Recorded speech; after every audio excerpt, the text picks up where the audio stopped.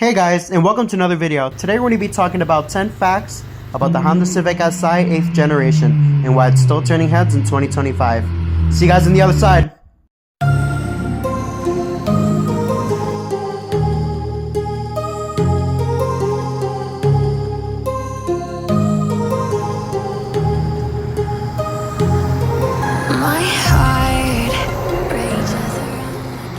Alright, let's get right into the video. Number one is poor ownership.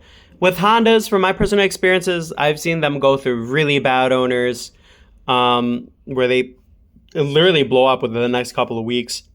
And I've seen good owners where they really maintain their cars and they're really good with maintenance. But for my personal experience, I've gotten poor ownership and I got ripped off on my Civic. I paid $8,000 and I needed timing, clutch. It was just horrible. And I just don't understand how people can't take care of cars. But it's very common in this field with sports cars, especially Hondas. So that's why I put it as number one. Number two is build quality. Most of the plastics that you're going to be seeing inside of the dash, the armrest, all that other stuff, they're pretty badly made, especially comparing them next to a 2003 Toyota Celica. Like, that's what, like a 5-year difference? Like, come on.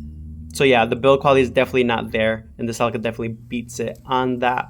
Number three, modifications. It's easy to modify this car. Intake, exhaust, coilovers I can definitely suggest, and what else would I probably suggest? An exhaust manifold, because these ones are really good and do help with horsepower, especially with the K-Series. Very easy to modify. Not difficult at all, so definitely consider this car if you want to look at modifying it. Number four is going to be best beginners learners car. When I drove this car for the first time, I found it a lot easier than my Celica to learn how to drive stick in. So that's definitely a star number one for this car, is that it's easy to learn stick on it. It's good to learn on for doing your first brake job or even your first clutch job. There's videos everywhere. Number five, forums for fixes. So if you ever get clogged up on a very unique situation where you're trying to fix something and you're just scratching your head like wondering what's going on, the forums are most definitely going to be your sweet spot here. You can find information from easily doing stuff as an oil change to rehoning a cylinder, believe it or not. That's why I love the forums, and I learned them from the 2G DSM forums back in the day. And I started looking at forums ever since, so I'm definitely suggesting that one. Number six, cheap parts.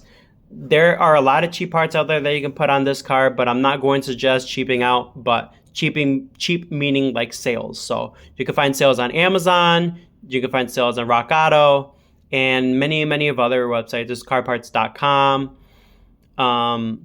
Cheap parts, junkyards are very well known for having these cars. So there's nothing stopping you as far as getting cheap parts for your car to get it up and running, and they're readily available too. And always on sale, so it does not hurt. Number seven is going to be how expensive these K-Series engines are. They're pricey. They can range between $1,500 for high mileage or $2,000 for something with low mileage. $1,500 can get you something with like 200,000 K. From $2,000, you're looking at probably at something with 100K, 90K, and then obviously the higher the price, the lower the miles go. Same thing goes with the transmission, obviously. These engines and transmissions are super popular and they're swapped into everything. And rightfully so. These engines make a lot of power on a budget too, so you can't go wrong with the K-Series. Transmissions, you can find them for grinding gears for like $1,500, no joke on that, and $2,500 for something absolutely built, clean, and restored at that. So definitely keep that in under consideration too. Alternators are pricey with these cars, ranging between $300 to $250, and it just does not make sense to me. Number nine is the retainers on the front bumpers. These break super easily. So if you're planning on lowering this car and stancing this car out, plan on upgrading those first. For something, I would probably suggest something like a metal retainer that hold where the bumper meets with the fender. You can get them on Amazon, eBay, or get them custom made for around like $5 or $10. Today's economy is probably gonna be like more like 20, but it definitely will not disappoint when you do mount those in because they break.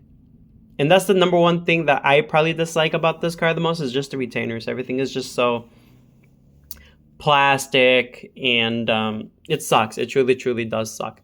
That was my video for today. And I will say this once again, the Toyota Celica GTS is definitely cracking VTEC a lot better than the Civic SI. But anyways, I love you guys, and you already know, God loves you. Subscribe, like the video, comment below what's your favorite mod to do on this generation of Civic, and stay tuned. Love you guys.